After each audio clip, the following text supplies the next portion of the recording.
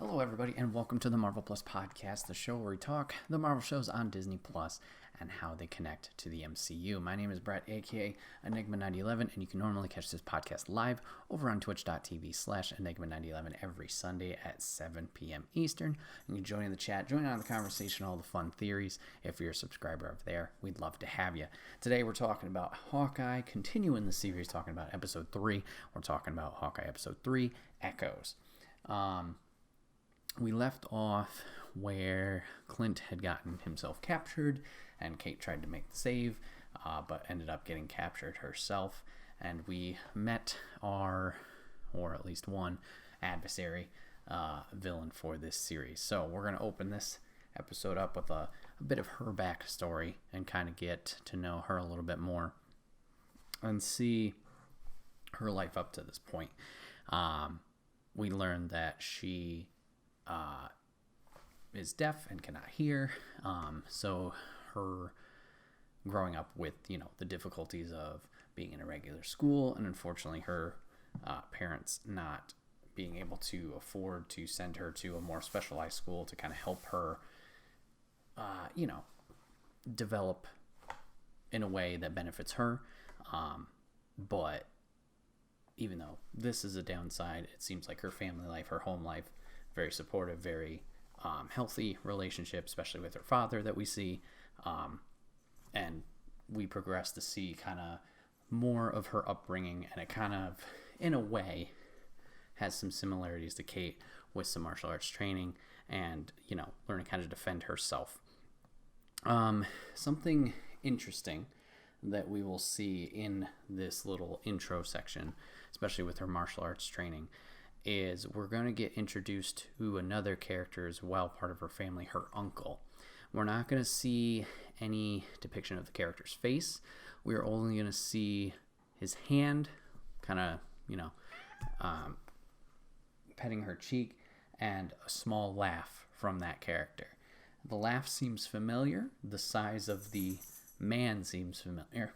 And this has led to a lot of speculation that potentially this is the Kingpin, villain from Spider-Man series in the 90s, and more recently part of the Netflix series Daredevil. Could this be Kingpin?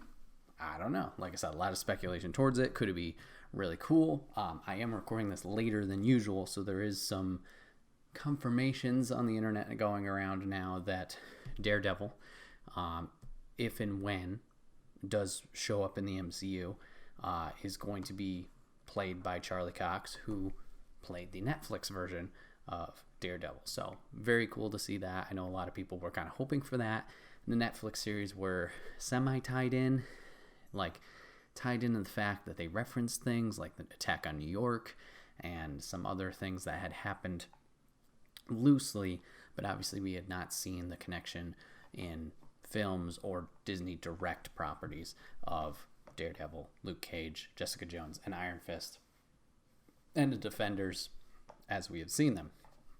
So interesting to see if this will play out to anything in the future, whether Daredevil shows up either in this series or in a film at some point. And obviously if the Kingpin character is here, if he'll be played by, I think it's Vincent D'Onofrio who played him in the Netflix series.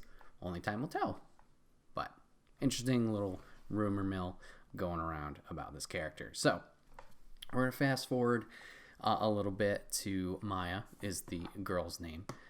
We are unfortunately going to see Ronin attacking the tracksuit mafia, which Maya is involved in, and killing her father. And we have learned now the history and obviously the reason why Maya is so against or determined to find the Ronin and exact her revenge. So we're going to fast forward now to the current time where we have these guys, captured, both Hawkeyes. And essentially Hawkeye is trying to communicate Kate out of this situation, kind of clear her name from Ronin, and he's attempting to communicate with Maya with ASL, but he's still very new at it. It seems like I think he's only learned it just because of the hearing aid to kind of help along with that because he feels that, I don't know, it's a downfall at some points, which even Maya brings up, like that's a weakness that you're relying on that.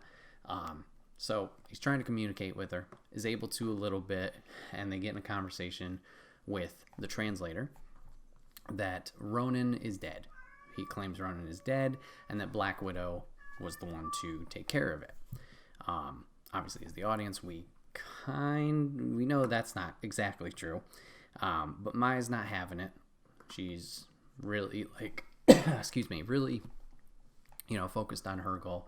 So she's focused on Kate, thinking that she is Ronan herself.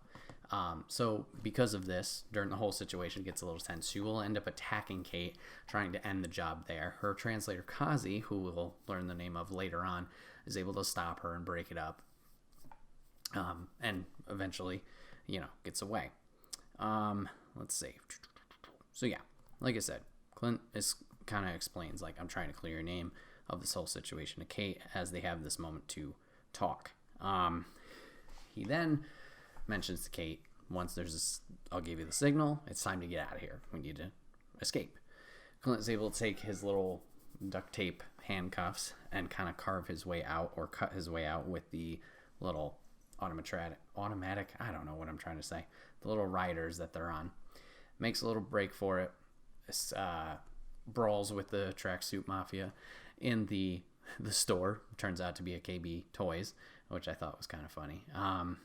Able to reclaim his bow, and is able to free Kate by shooting an arrow into her own tape cuffs and damaging Kazi at the same time. Very cool shot to see. Obviously, we see the talents of Hawkeye, and both are able to escape via car out of the warehouse. And then we're going to get the very cool scene and focus on this episode, this car chase. Clint is going to be the driver, while Kate is going to defend. But however, they have run into one obstacle prior to escaping. Clint has lost his hearing aid due to Maya kicking it out, and she has stomped on it and destroyed it, so leaving him obviously impaired and not able to hear out of that one ear effectively. Before they make their escape, he does recover the aid in hopes of repairing it later so he can use it once again. So yes, they recover the hearing aid. They're not taking the fancy Challenger that's outside. They're going to take another car, and they're going to start their escape. We can see the difficulties already. Hawkeye's unable to hear Kate fully as he takes off. Wanted her to drive originally so he could shoot, but that does not seem to be the case. So commence the car chase. We get a very cool 360 cam shot as this is going on. We will see, obviously, the getaway Hawkeye car, and we'll pan around to see invading trucks on the side, along with cars chasing after. And so this revolving shot, as we'll see Kate eventually take the bow along with some arrows to try and help slow down the oncoming danger.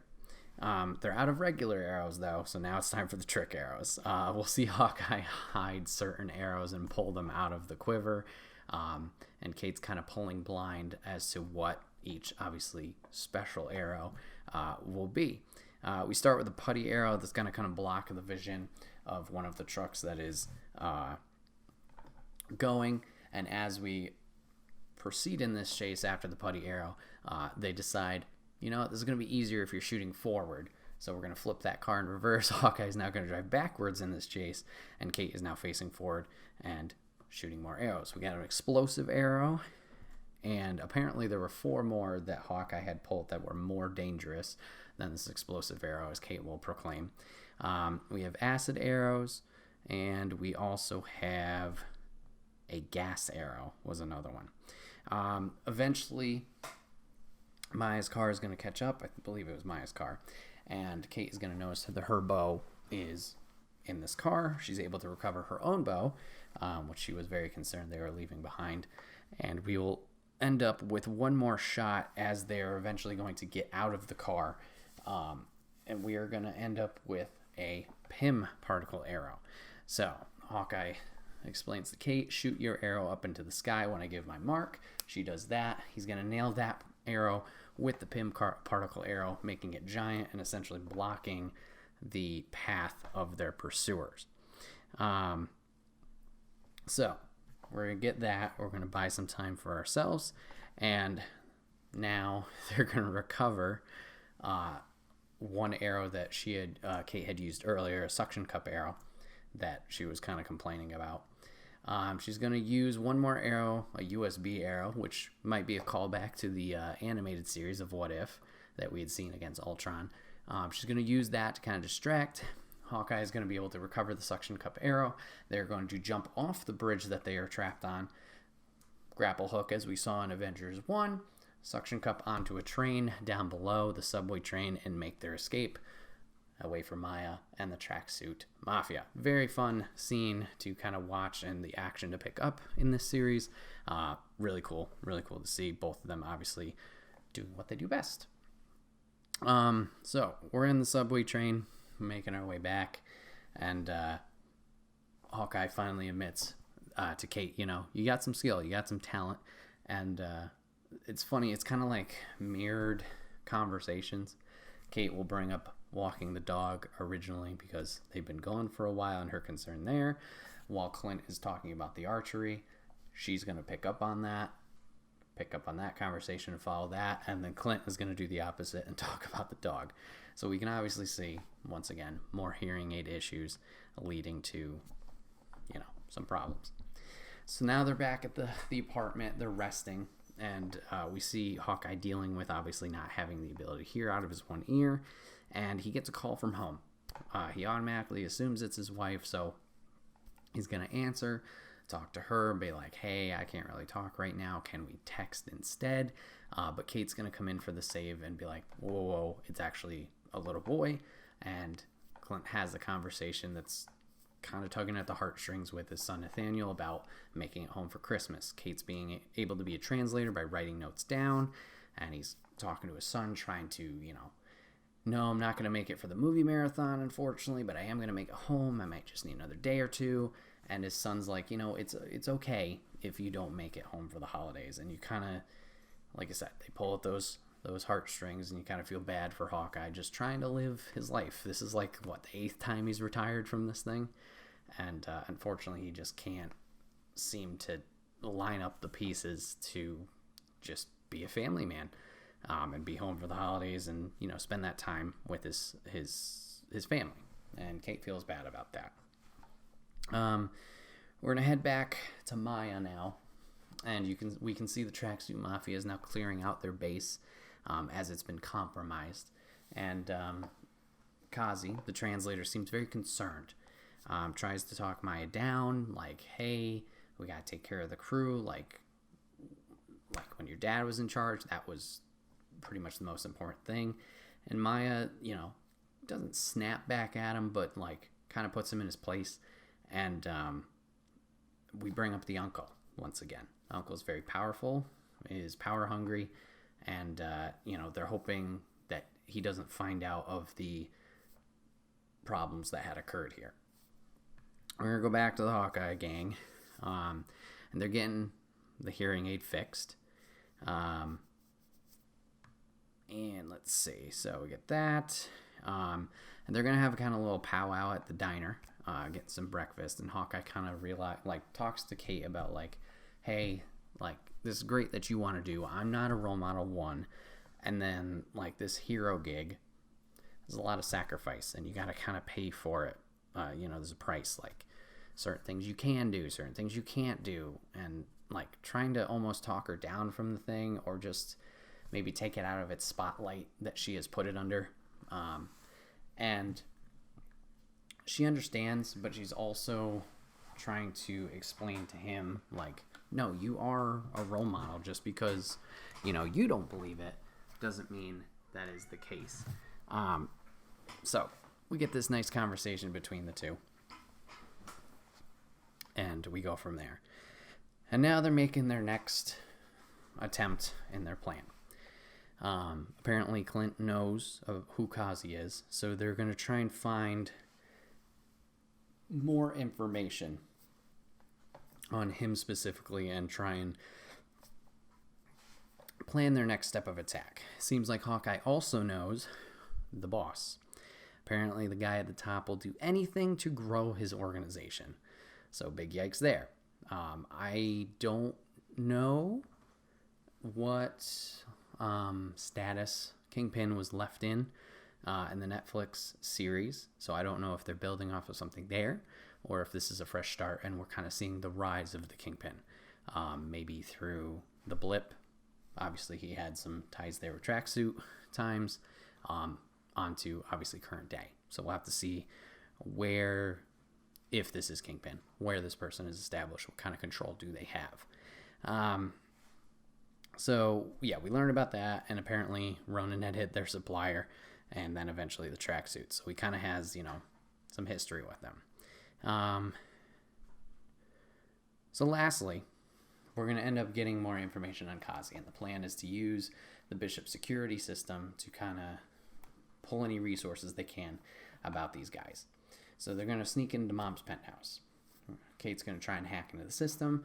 She's able to get a little bit of information. Apparently Kazi had worked someplace before, and she's going to try and feed for more information. Unfortunately, because of this, her account's going to get disabled because she's going to look up the wrong stuff, or maybe it was the wrong password. But Clint now hears something in the apartment, some rustling. They're supposed to be alone. Nobody's supposed to hear. Clint goes to investigate the noise.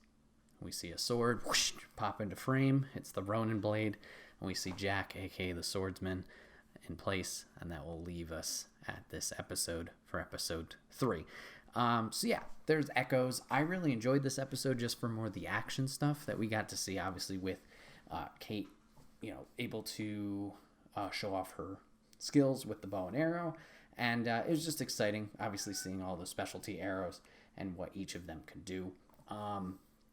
It's going to be interesting from here. Obviously, we see the replacement hearing aid, but we're going to see how this affects the mental fortitude of Clint going forward, having, obviously, this weakness be taken advantage of, and the villain in Maya kind of making some dialogue about it, like, hey, you're relying on this piece of technology too much, and that's dragging you down.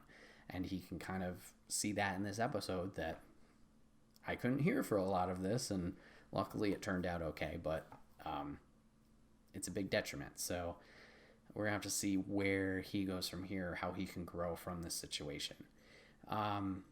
Going forward, I'm very excited if this is actually Kingpin that we're going with and we're introducing this character. It makes perfect sense for what Ronan had did during the blip, during those 5 years of taking down people who were bad, that took the places essentially of good, honest people that just unfortunately got dusted away. It's going to be interesting to play with that. And hopefully this is a character that could stick around. If it's not Kingpin, interesting. We'll have to see where that plays out, because obviously we have a couple villains in play now. We have obviously Maya with the tracksuit mafia. We have Jack with the swordsman, who we assume is going to be more of a prominent role, potentially murdering his own uncle. And then, with the Kingpin, that's a 3.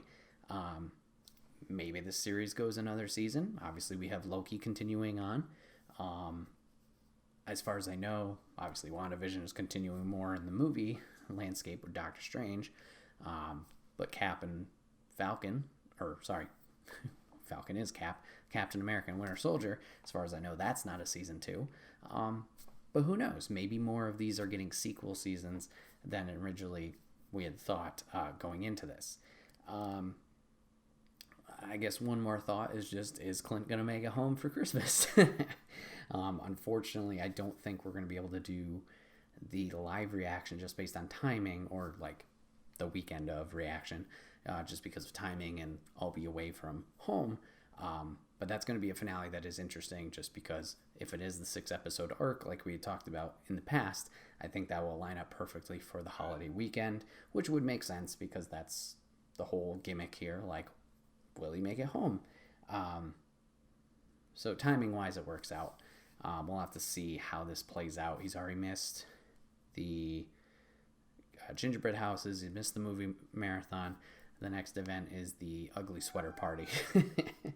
So we'll have to see if he makes it home for that or the holiday in general. Hopefully nothing bad happens to Hawkeye. I don't think we'll have that dire of a consequence.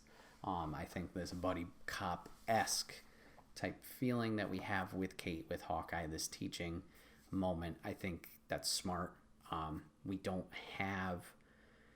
We've seen it a little bit with the mentorship of like Tony, Iron Man, and Peter being Spider-Man. We've seen it a little bit, but I think this is a smart way to bring in these new heroes, especially the younger ones, of like, why not have somebody that's training them to make them better? Obviously, Kate has gone through her own journey of making herself better and kind of setting up the dominoes for herself, for lack of a better term, to, pave her way to success. But if Hawkeye is open to it and whatever, why not do that? Like, build the next generation. It'll be interesting to see. I hope you guys are enjoying the Hawkeye series, and I hope you guys enjoyed episode 3. If you guys have any thoughts or theories, let me know down in the comment section down below, and I'll be happy to bring them up next episode. But yeah, this has been another episode of the Marvel Plus podcast. Appreciate you guys hanging out, giving this a watch, giving this a listen, and remember, guys, you can catch it live on Sundays at 7 p.m. Eastern. My name is Bret, aka Enigma911. Thanks for watching once again, and we will see you guys on the next one.